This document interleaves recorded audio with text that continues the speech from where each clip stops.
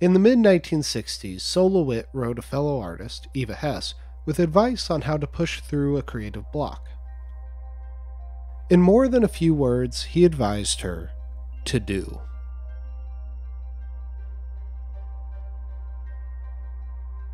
To hear the full letter read, you should check out Benedict Cumberbatch's reading of it from Live Letters. However, as you may be able to imagine, the specifics of the advice boil down to that simple command that all artists must face when facing burnout. The only way out is through, and the only way through is to do. Even if doing so doesn't mean quality. I have much confidence in you, and even though you are tormenting yourself, the work you do is very good. Try to do some bad work, the worst you can think of, and see what happens. But mainly, relax and let everything go to hell. You are not responsible for the world. You are only responsible for your work. So do it!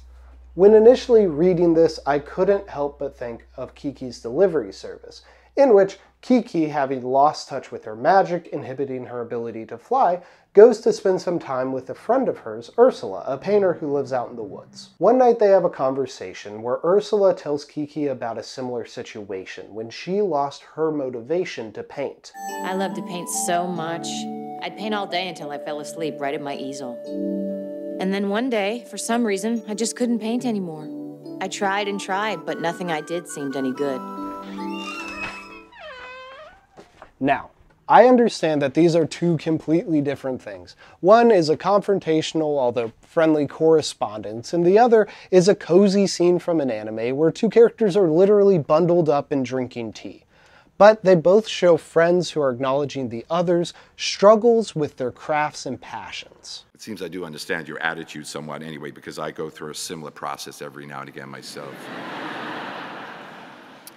I have an agonizing reappraisal of my work and change everything as much as possible and hate everything I've done and try to do something entirely different and better, and maybe that kind of process is necessary to me, pushing me on and on. Because to set out on the path of creation means that someday you will be fully, unalterably unable to create, but you will still have the need to.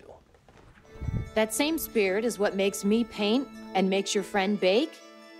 But we each need to find our own inspiration, Kiki. Sometimes it's not easy.